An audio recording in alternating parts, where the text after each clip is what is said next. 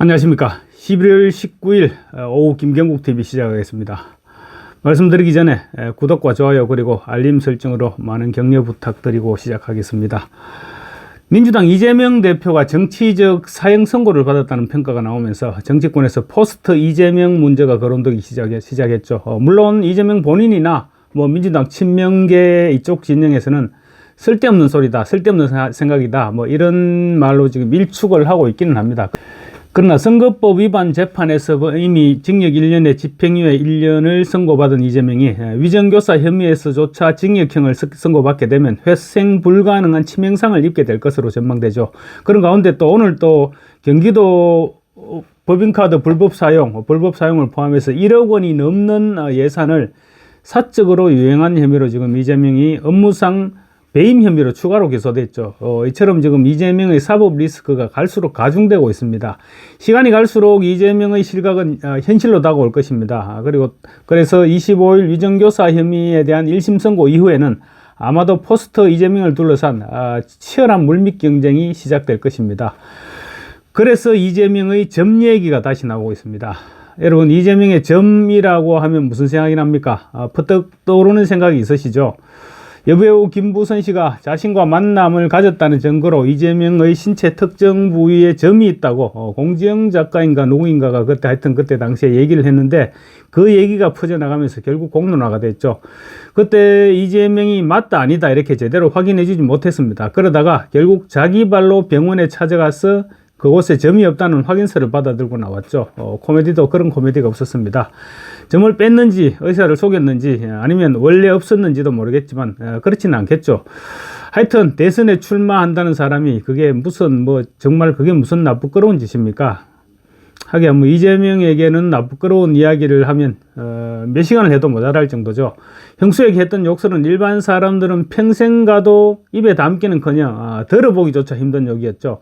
그리고 또 한때 연인 사이였던 여배우 김부선 씨가 눈물의 기자회견을 통해서 밝혔던 이별 후 이재명으로부터 들었던 욕설, 그 욕설은 형수에게 하는 욕설 정도는 아무것도 아니었다고 합니다. 그러니까 일반 사람들은 어떻게 상상이 되겠습니까?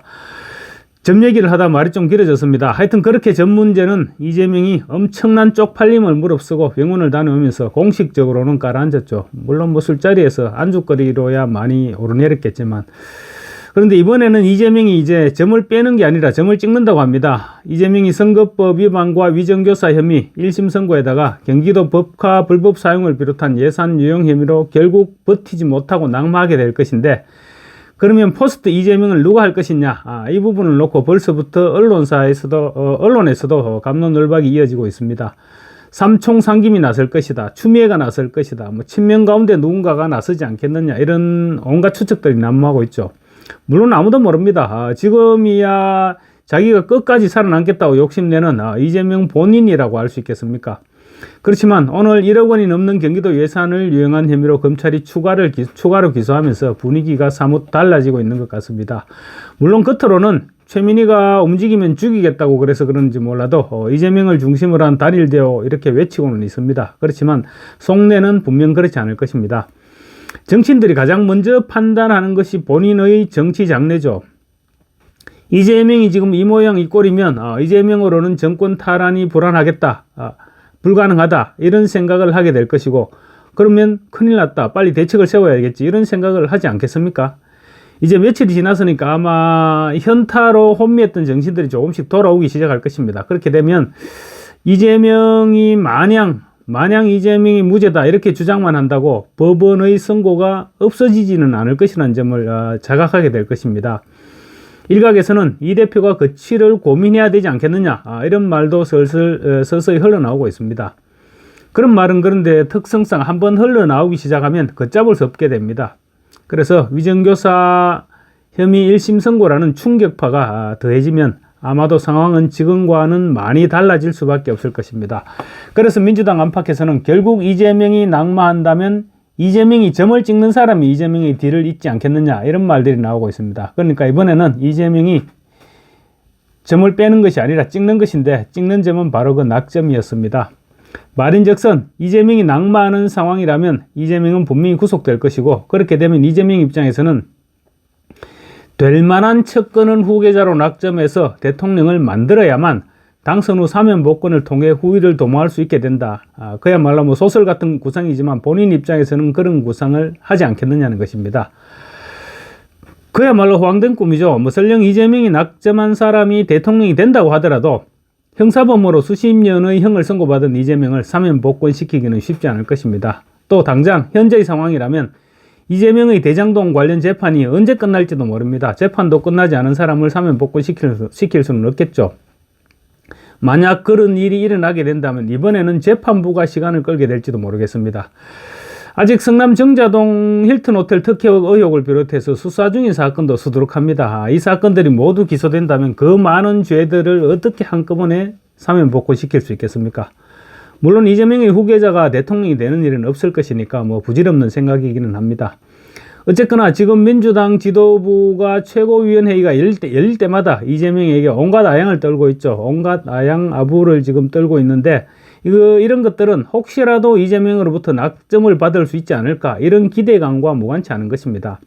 특히 요즘 김민석이 많이 무리를 하고 있죠. 김민석은 최고위원으로 당선되는 순간부터 굉장히 오버를 하면서 이재명의 홍위병을 자처했습니다. 김민석은 좌파에서는 나름대로 전략가로 통한다고 합니다. 그러니까 아마도 이런 상황을 미리부터 예견했을 가능성도 없지 않습니다. 보수 진영에서는 사실 뭐 진작부터 예견했던 일이잖아요. 예견했던 일인데 좌파들이라고 마냥 좋게만 생각하지는 않았을 것입니다. 민주당에서는 지금 이재명에 대해서 민주당의 아버지, 심지어는 신의 종, 신의 사제라는 사이비 종교 집단의 교주처럼 추앙하고 있기도 하죠. 심지어 최민희는 비주류들을 향해서 움직이면 죽여버리겠다고 막말을 하고 있을 정도니까요. 차기를 노리는 사람 누구든 간에 설령 비명계라고 할지라도 이재명의 눈치를 보지 않을 수 없는 그런 상황인 것입니다. 이재명에게 잇따라 중형이 선고될 것이고 그래서 이재명이 죽을 때 죽더라도 이재명과의 관계를 유지해 나가는 것이 유리하다고 판단하고 있을 것이란 말입니다. 그래서 이재명이 누군가에게 이마에 점을 찍어줄 것이고 그걸로 당권을 잡아보겠다는 것이죠. 현재 상황에서 개딸들이 민주당에서 차지하고 있는 비중을 보면 대통령까지는 몰라도 민주당 차기 당권은 이재명이 낙점할 수 있는 그런 그림인 것은 사실인 것 같습니다. 비명계에서 당권을 빼앗아오기가 그만큼 쉽지 않아 보이는 것이죠. 그렇다고 불가능하지는 않을 테니까 그 부분은 일단 우리는 지켜보면 될 것 같습니다. 분명한 것은 오늘부로 경기도 법인카드 불법 사용이라는 재판이 한 건 추가된 이재명은 25일 위정교사 혐의 1심 선고가 법리대로만 내려진다면 확인사살, 부관 참시당하게 될 것이라는 점입니다. 아마 조만간 이재명은 이번에는 어디에다 점을 찍을까 이런 고민에 빠지게 되지 않을까 싶습니다. 이재명에게 징역형이 선고될 날은 이제 6일밖에 남지 않았습니다. 감사합니다.